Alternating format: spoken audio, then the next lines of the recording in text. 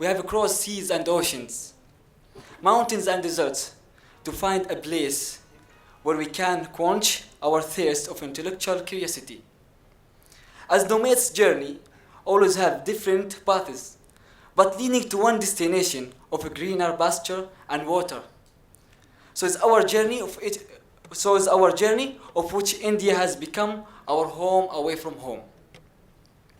Over the past 2 days, we have seen what many minds can achieve when they decide to collaborate and synergize their energies for their plural mutual development. Never before have such renowned diplomats, politicians, economists, and businessmen sat together under the same roof to brainstorm on how to move forward together in harmony. It's a clear revelation that the boundaries that keeps humans apart are those that we nurture in our own minds. On behalf of my fellow foreign students, we are blessed and really lucky to belong to a university that brings us to share and interact with our role models and the great people that we look upon for inspiration. People of a great intellect and personality that adds zest to our education and makes it a wonderful, wondrous pursuit. We are indeed grateful. I would like to show gratitude to those that made this day a possibility and to our guest of honor, His Excellency Mr. Hamid Karzai, Honourable President of the Islamic Republic of Afghanistan, for embracing and influencing our lives on this great day. And to the long list of unmentioned delegates, long live Symbiosis, long live Dr. H.E Mr, a real visionary and a true disciple of globalization. I would like to end by paying tribute to another true Gandhian, a true son of Africa, and a great humanist that the world has ever had, Nelson Mandela, by quoting his best quote, that a combination of a good heart and a good brain is always the best combination. Thank you very much, and may God bless you all.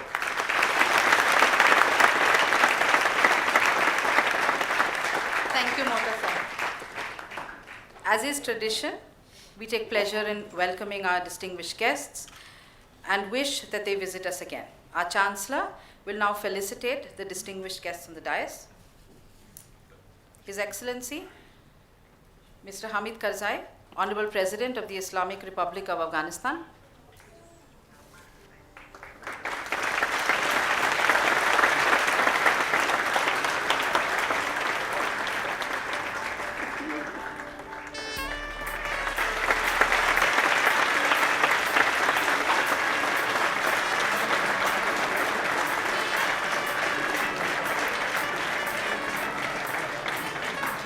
His Excellency Zarar Ahmed Osmani, Foreign Minister Designate.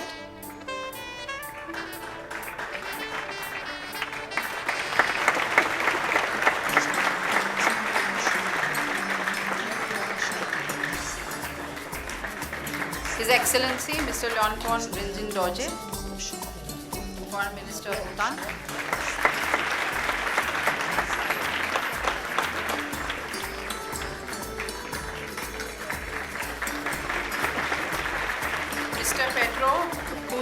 Vice Minister of Finance, Mozambique.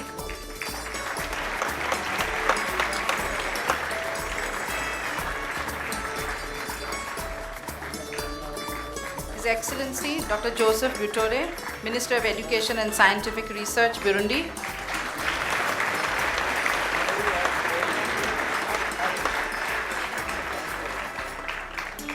His Excellency Dr. Spanta, National Security Advisor, Afghanistan.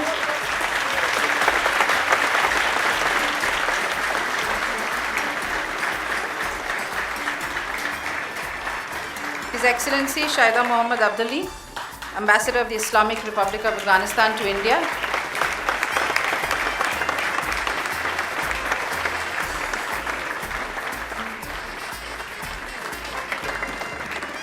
His Excellency Amar Sinha, Indian Ambassador to Afghanistan.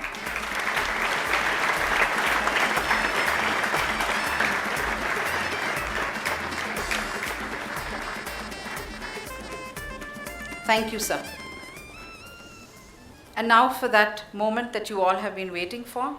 After addressing the Conference on International Relations earlier this afternoon at Lovely, we are extremely happy that His Excellency wished to speak to and interact with the international students studying here at Symbiosis and in Pune. I now present to you with great pleasure His Excellency Mr. Hamid Karzai, GCMG, Honourable President of the Islamic Republic of Afghanistan.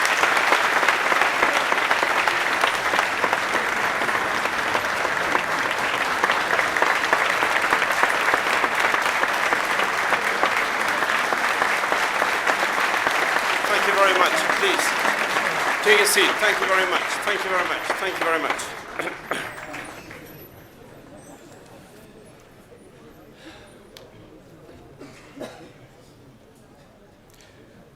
आजकल तेरे मेरे प्यार के चर्चे हर ज़ुबान पर.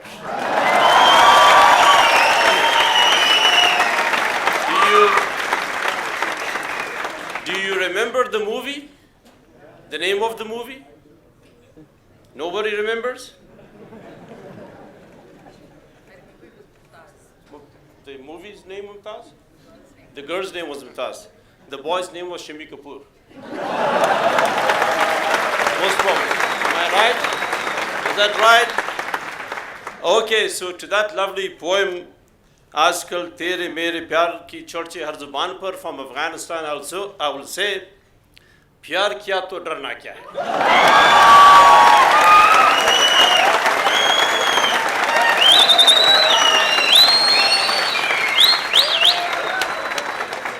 Bismillahirrahmanirrahim. Bismillahirrahmanirrahim. Very honored friend of mine already and friend of the young lot of the international community in the University of Symbiosis and Pune, Professor Majumdar, distinguished personalities on the dais, academia, and students. It's a tremendous pleasure, indeed, an honor beyond par to be addressing the youngsters of the international community and in an environment so conducive, so softly and nice as we have today. And to have been presented with cultural programs of various countries. Those of you who have studied the books of old travels, including that of Ibn Battuta, who started from Marrakesh, who came all the way to India and China, you will know that travel in itself is a way of reaching science and knowledge. And indeed, for you all to be here today, to come to India and to study, in addition to you gaining education in science and social sciences, you also learn a plenty by being friends with youth from the rest of the world. And that's indeed a blessing, Professor Majumdar, that you have taken upon yourself to provide. And before I go to speak about my thoughts on interaction with you today, I wonder how many of you students today have studied the circumstances which led the father of this institution in the gathering today as a result as to what led Professor Majumdar to establish the Symbiosis University. It was seeing a young Mauritius student, if I'm right, ill with jaundice, and a fellow Mauritian girl bringing him food every day secretly because girls were not allowed into the boys' hostel. And when Professor Majumdar went to inquire, he found that the boy was ill, and then he thought of creating an institution, a body that will look after the needs of students from abroad studying in India, their food, their health, their cultural environment, and to make them feel not so much away from home so they will not be all the time homesick. I was your age as well, some time back, more than 30 years ago. And I also went to a country called India, and I went to Simla to study. And this begins my speech, my interaction with you today. A student is not a tourist. A student does not travel away from home to seek comfort. A student is a searcher of knowledge, of resource in knowledge, be it in sciences, be it in social sciences or social studies. When I went to Simla, it was a small place with a small university with a few colleges, some very good schools though. I did not have a hostel. I did not have a room. I stayed in the university in a guest house belonging to the All India Institute of Medical Sciences where my cousin was studying. He provided me that room for each time for 15 days. And I would go every day for an hour and 20 minutes walking to my college and an hour and 20 minutes coming back from my college. And eating food at a tent where the construction workers working on the library were cooking meals for themselves. And I loved it. It was hard, but as I look back at that time, it is what did my formation for my later years.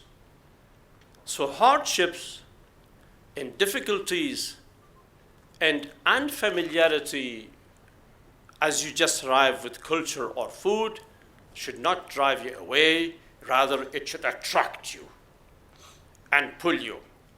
India is not a melting pot.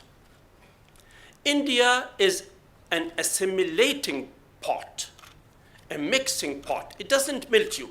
It keeps you as you are. It keeps your character, and yet it inculcates in you a value system that you can call your own and that of the world and take it back home. In this opportunity, dear students, you should take the fullest.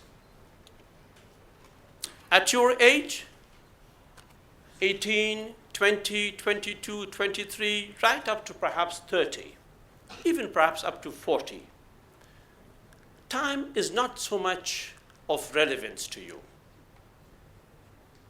But when you're my age or more, then you know that time is of great importance. It's the only thing in life that doesn't come back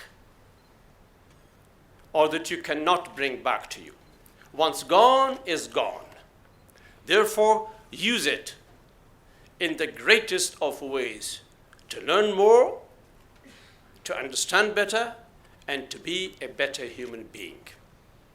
This morning, in the lovely site of the campus of Symbiosis University, away from the city, Professor Majumdar spoke of education and morality together. This combination of education and morality together is what creates the best of human capital, human resources. By morality, we mean values of a nice person, of a good person, of a kind person, of an understanding person, of an unbiased person, of a person without prejudice. Our dear student from Palestine referred to Nelson Mandela, who, struggling to end apartheid in South Africa, and the anger that was built in him over years could have turned him into a person very angry inside and outward. But then he saw the inner humility of humanity in him. And having been freed from prison, he invited those who had tortured him, those who had imprisoned him, those who had insulted him to his home and received them as another friend. That makes a human being, and I was glad our fellow student referred to Mandela. It reminds us all of what a good human being should be. India has produced some of the greatest, from Gandhi to Mother Teresa to Pacha Khan, Khan Abdul Ghaffar Khan, and to many more that were raised in here and provided so much for us to learn from and to think and to try to refine ourselves on. Now, you don't notice it today. As a young man, during the years of our resistance against the former Soviet Union, we were about 7 organizations struggling against the Soviet Union. We were invited to France. I was one of them. We went to study photojournalism there in one of the best schools in France, in Lille. We took a month of French studies, and the dean of the faculty, Professor Majumdar, we were about 12 of us, told us there, and I remember it very vividly, said, some of you, we were young, 25, 23, 24, 26. He says, some of you will, in the future of Afghanistan, be ministers. Some of you may become a president.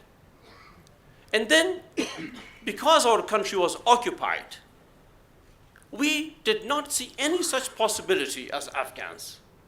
We said, well, the country is occupied. Will ever a time come that we go back to Afghanistan, have our own country, and then in that country of ours, be someone of relevance to politics and society? Our principle then proved right. Some of us truly became ministers, and one was unlucky enough to become president. Now, as you move forward, and as you learn, as you educate yourself, inevitably God has created a world like that. We are on the way out, you are on the way in. This is how nature works. This is how God has created this world. We are on the way out, you are on the way in. Even if we cling to this, what do you call this, platform, this table, I don't know what the name of this microphone holding table is. But even if we cling to this and not let it go, the wind of time will take us away and will bring you in over here. So prepare for this day. This day is awaiting you, those of you who want to be in politics, those of you who want to be engineers, those of you who want to be doctors, managers, businessmen, social workers, teachers, professors, creators of magnificent universities like Professor Majumdar. That day is awaiting you, and you will be taken there whether you like it or not. It is the force of nature. So be prepared for that day. How can you be best prepared for that day? By not wasting a second of your time and by working hard. Of course, by doing sports and by playing around too. But by working hard and learning and by making sure that when you're back home in your countries, that you always remember that there is a world in which people like you live in your countries, live in other countries too. Because, and I say this with particular emphasis, remember that there are people